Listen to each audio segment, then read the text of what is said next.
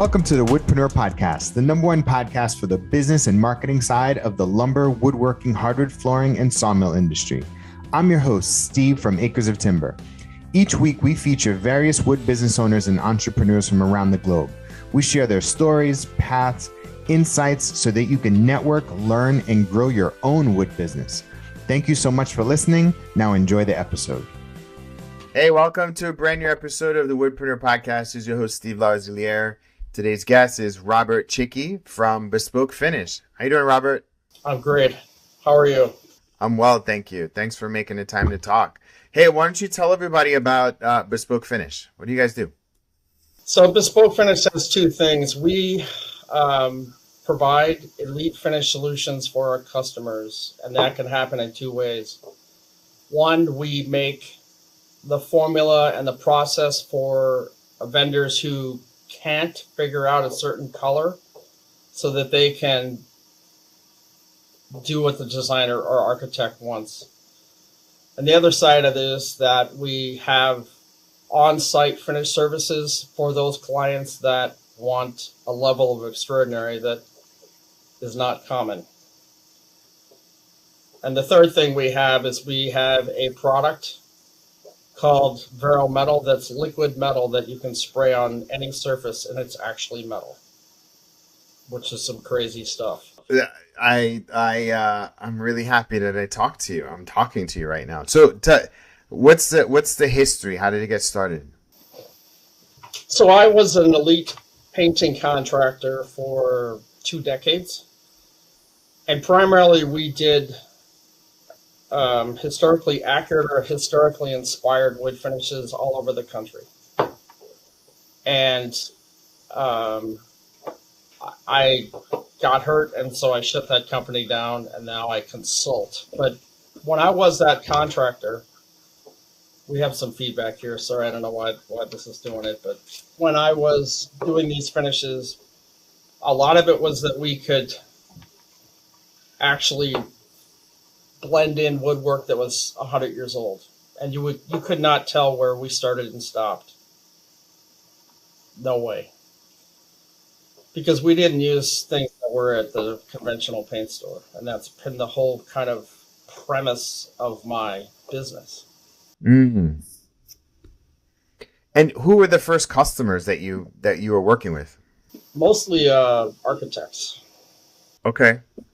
Now, what was the problem that you solved for them? The problem that I solve is that, let's say you had an existing intact woodwork somewhere in your house that was maybe 150 years old. Yeah. And you wanted to add on to it with new woodwork. Yeah. The narrative from an architect is that's not possible. We have to start a new look. Yeah. That's complementary to the finish, but that you can't blend them. Got you. And I can tell you that that's not true. Wow. That's a big problem, because then you save a lot of money. Oh. And a lot of time. It's huge. And you're able to like match even the aging and patina of anything. Any kind of wood. Any year. Yep. Wow. That's so cool. How long you wood? Brand new wood, 300 years old. How many years you been in business? Well, this current iteration, I've been in business since 2016, but I've been in this for about 30 years. Wow. And I did not take the normal path, so that allows me to have answers to these solutions. So who are your biggest customers right now? Are they the architects, designers? Primarily. I don't chase builders because they have a different agenda. Let's just say that. yeah. You would. I'm sure you would. Builders wouldn't like you because they wouldn't make any money. Well, they can make money. I mean, there's a lot of money involved, but yeah. For me. Yeah. I'm in charge when I show up on a job, not them. So if you sure. call me, I'm in charge, period. Yeah. Don't call me. Wow. So with this current iteration, like how did you launch the company in this form right now? Like walk us through the process of like bespoke finish in this current iteration. So when I had my other company, Mm-hmm. I used a lot of these finishes that I use today. Yeah. And back then it was really, everything was brown and shiny in Yeah. the wood world. And so you could get away with using stain or varnish or whatever was at your local paint store. But now designers don't want brown and shiny. Designers want pastel colors, but they want total clarity. And you can't have that with modern coatings. So when I got hurt, I got hurt and was out of work for a year. So you know how that works when you have a company and you're in charge and suddenly you don't go back to the office for 11 months. Yeah. Yeah. Life happens. For sure. Anyway, so I wanted to find a way to stay in the game, but not go the employee route again. Mm. So I knew that vendors couldn't figure out what I did before. And so I could make the solution for them where I could make a color and a process for them. Like, here's the materials, here's the directions, follow the recipe and X will happen. Because I wanted others to have an opportunity to solve problems. Yeah. But you'd be surprised how many don't want to change their ways. Even with directions. For an industry that's very creative and progressive, like woodworkers tend to be pretty fixed mindset, don't you think? Absolutely, and I think that a lot of woodworkers are fantastic on the build side, but the finish side is French. Yeah. So they want easy. Wow. And there's a handful of companies in the world who build at a high level and finish at a high level. Yeah. In the entire world. Wow. Wow. And so I offer those vendors who want to produce whatever color or finish and still see the wood. This is the disconnect. When you use stain, designers want a color, but a manufacturer wants protection. Yeah. So, and because what's available at the local store doesn't really offer you solutions, so that you stain it and then you tone it and shade it to get the color, and then you put your protection on. You actually lose the wood. Yeah. So my finishes see the wood. Was this self-funded or did you get investors for this? Nope, self-funded and self-taught. Self-taught as well. Yes. So let me just say that I can take a piece of like oak, white oak, make it totally black. Yeah. And see right through it. Wow. And the other part of that is I'm using water.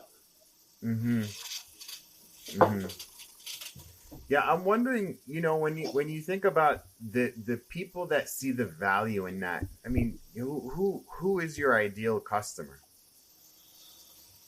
I mean, a lot of it is more of an elite client, unfortunately, because I think that, the industry that we both work in, wood products, tells you what is beautiful. Yeah.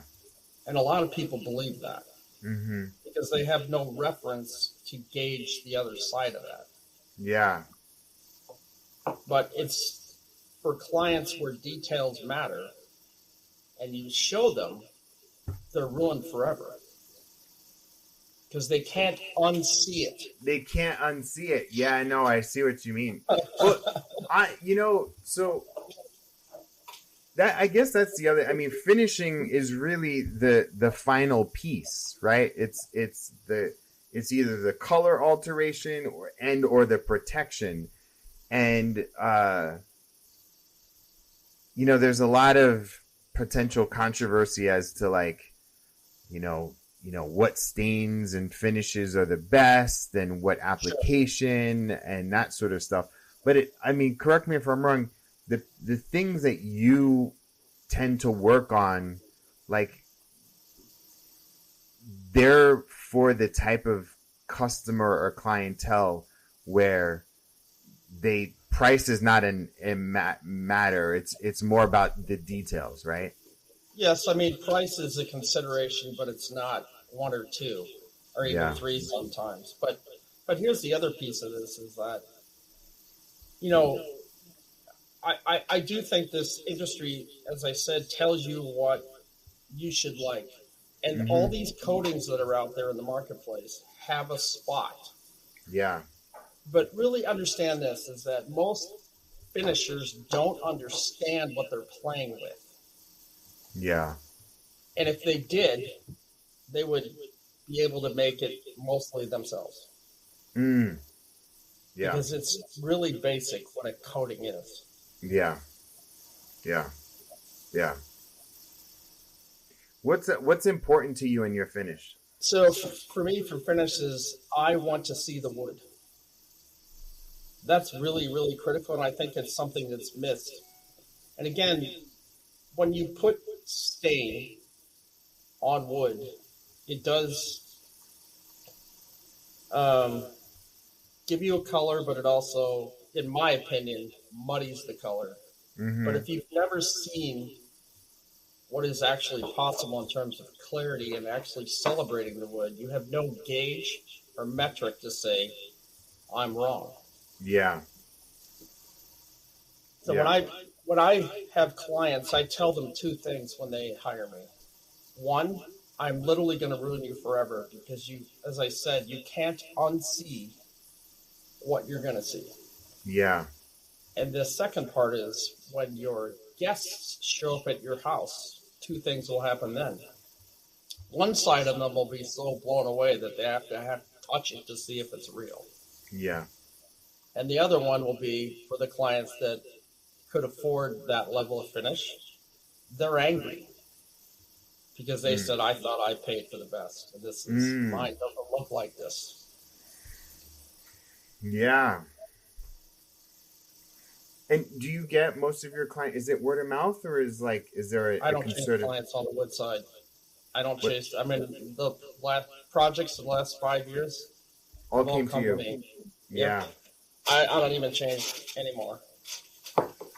Nope. Because it's one of those things that when people see it, it really sells itself. Yeah. I mean, so like, you know what shellac is, right? Have you heard of that? Sure. Yeah, for sure. Yeah. So what's in a can in the store has been modified to last. Yeah. But if you're using real shellac flake and you put it on wood, it looks three-dimensional, even though it's flat. Yeah. I mean, that is... I mean, clients can't process what they're looking at.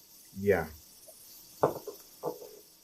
But part of the things that I've tried to do here, I mean, that's a small part of my company. Those are clients that I really don't want to, I mean, I do them because they're cash flow for me. Yeah. For my other side of the business. They're fun, but they are long-term complicated things. Yeah. So that funds my other side of my business, which is creating solutions. So I'm making this line of color that can create these solutions for people to get clarity. Yeah. So imagine a product that's a type of stain that you put on wood, regardless of the species. Yeah. There's no blotch. None. Wow. Pine, maple. Yeah. No blotch. Wow. And you see right through it. What's been the main sales mechanism? Is it through your website or through distributors? We haven't gotten that far. I've made the color and tested it and have been sending it out to a few people around the country. And primarily, it was the first one I made that I called Bespoke Black. And I sent one to Martin Goebel in St. Louis, who's a furniture designer. Yeah, I know Martin. Yeah, I've had him on the podcast, yeah. So I had Martin, and I sent him white oak, one for white oak, and one recently for white pine and southern yellow pine. And it was one application of color on white pine, and it was black. Wow. No blotch, and you can see right through it. Wow. So he's kind of been my guinea pig, so to speak, to prove that it's possible. He's a smart guy. I haven't released it at all. I mean, I just tested it. Proven. That's cool. Where do you want to take it? What does the next couple of years look like for you? So, I mean, most of my focus the last couple of years has been to grow Vero Metal, which is the metal finish. An unbelievable thing. Yes, but I mean, you can literally spray it on. Like, let me just grab this. So this is a maple corbel. Yeah. That I sprayed this product on. So yeah, that is oil rub bronze with wax on it. Wow. If you were to make this out of metal, it would probably weigh, I don't know, 100 pounds. This is a brass grate. Great. Yeah. It's MDF. And you sprayed it with the Vero Metal? Spray Vero Metal. It dries. It looks like paint. And then you decide how high you're going to polish it. And you could patina it, and you could put it outside and never touch it again if you wanted to. Kind of a game changer. Oh. I mean, if you could create, I mean, just even some pedestal bases for a table out of wood, spray it on, save a ton of time and a ton of money. You're saving so just some examples. You could probably mimic those, metal trapezoid legs, but out of wood, and spray metal on those. Yes. I think you got something going there, Robert. And the disconnect really is that people don't believe, that it's possible. Yeah. Well, it goes back to that fixed mindset, right? It goes back to that fixed mindset where people are, like I've worked with clients where people are like, oh, that's that witchcraft. I don't believe that product. It doesn't work. And because they're so used to doing things a certain way. And then at the same time, then they don't want to chase what's popular or chase what works. And people, hold themselves back. In our system, it's really built for repeatability. Yeah. So you can do 100 of these things if you need to. And so when you're comparing to the cost of solid metal, this is a no-brainer. Yeah. It probably it obviously strengthens the object. Right. But if you had, it's not going to give you structure. That's the difference. But yeah. So you would need, if you're outside, you need an exterior grade substrate. Yeah. But you can literally put it on anything. Yeah. And you can do complicated shapes and textures that would require casting. For sure. You're literally, on a commercial project, you can be a half of what metal is. Sometimes a quarter. And there's no way you can tell the difference. No way. Yeah, that's fascinating. That's so cool.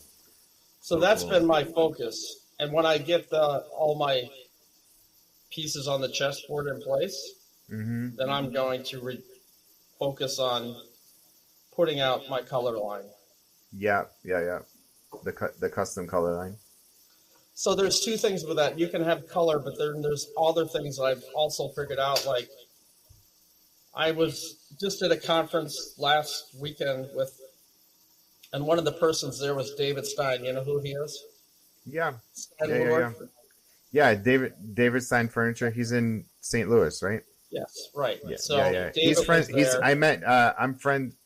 I'm friends with Martin, and I met him. I did an event with Martin at his space, and I met David Stein there. Yeah. Okay, so David Stein. So I was showing David Stein. One of the big issues today in wood is yield, because of the sapwood problem. Yeah. So I created a solution where I could take the sapwood on walnut and turn it into the hardwood color, and you cannot tell that I touched it. Wow. So you imagine throwing away 30% of your lumber load because it has sapwood in it. Yeah. This is so literally you could continue to build as is, and then add the finish, and it'll basically, disappear. Yeah. Yeah. And again, I'm using water. Yeah. So it's safe. Yeah. That's cool. Yeah. That's awesome. This is fun. So this is a part of the podcast where I give you any marketing or business advice. So is there anything that I can help you with, or any advice or things that you need to think through? I guess, when we're trying to sell things where people don't believe it's possible, that's kind of my biggest challenge, because the products that I have don't have a product category currently. Yeah. It's not like I'm selling a different kind of TV. Yeah.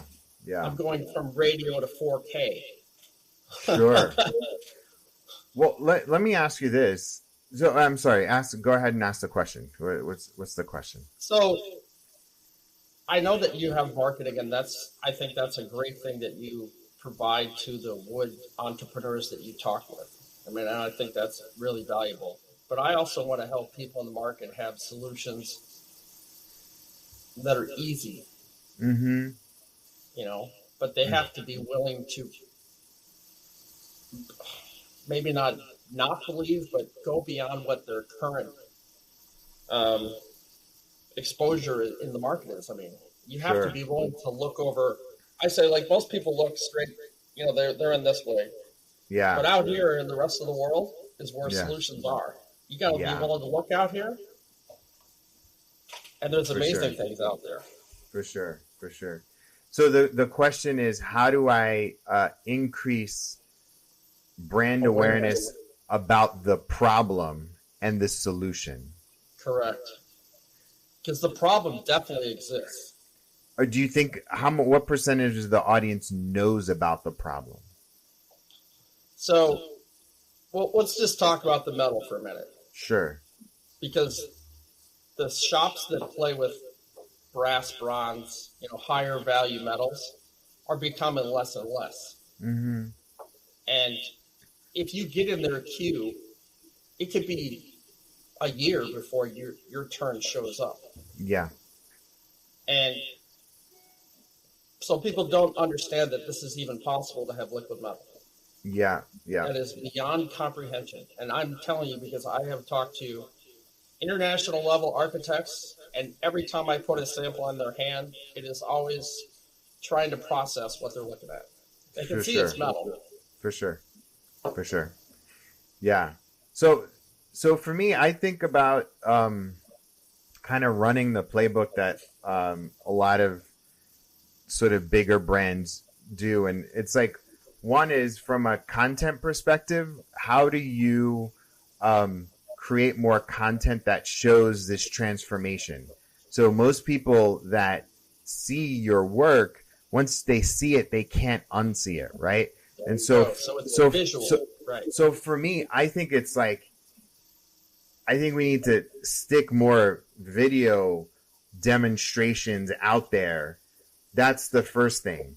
And put some dollars behind boosting that traffic to to that. The second thing is, I think we need the bespoke finish, manifesto.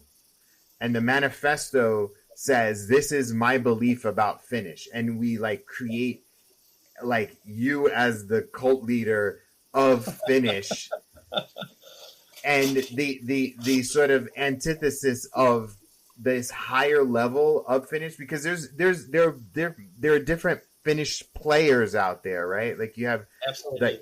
There's like the corporate behemoth, and then there's the outsider. But then I almost feel like you're in a category of your own of, taste and refinement and this higher level of aesthetic, right? So for you, it's about the quality, but ultimately it's about, using what's available, but you're not duking it out with like the other guys are. Like you're in your own category. Yeah, I don't play over there. I mean, you know what I'm talking about, right? I totally understand what you're saying. Without naming names, right? Like that you're in it. And so I think there's the video aspect where you do the before and afters, right. And it's just but then there's you have to. I think we need to create like some sort of an ebook or downloadable PDF that says this is the bespoke finish manifesto. This is what we believe. This is who we're for. That's the second thing. And then the third thing is you probably need so I know Martin. Martin is the furniture maker's furniture maker.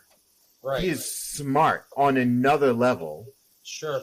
Where people, if he listens to this, but people aspire to be like him. Absolutely. And it's not from a design perspective, and it's not even it's from his knowledge perspective. He's smart about, I got to hang out with him for a few hours or a day. And I looked at the bookshelf in his office. He knows everything about furniture design, right. Everything about wood and where it comes from. And he's knowledgeable. And so I often use him as an example of hey, you think you're a furniture designer, but there are people that are running circles around you because they have the knowledge. And maybe they didn't go to RISD, but the information is there. And so you need to find 20 Martins and have them be the ambassadors. Because when they're selling, thrones to kings in Africa or kings or queens in Africa, and they're using your stuff, that says something. And so if you can find almost like, you follow, what's that called? Whenever I think of Formula, I follow Formula One, right? So Formula One racing, there are certain brand categories. Sure. So, and it's usually a watch company, like Rolex or, and then there's Mercedes, that's literally the positioning that I think you need to take on. Right. There's the bottom barrel stuff, and then there's you. You're 4 steps ahead. And I think there's this branding positioning that you have to play. But part of that would be association with the top tier guys and gals, the designers. The other one is showing short form, long form video, and almost your tone on this interview. You're probably one of the most confident people that I've talked to on this podcast, right? And it's because you have 30 years in this. It's not even that you're cocky. You're just confident, and you have the more experience than anybody else. And then the third is that you need to build a team of ambassadors, and not even influencers. You need to have brand ambassadors that the sales of your business are linked to the success of their business. Right. And you limit the distribution of it so that people have to make an effort in order to buy your product, because then you keep the standard high. Is that helpful?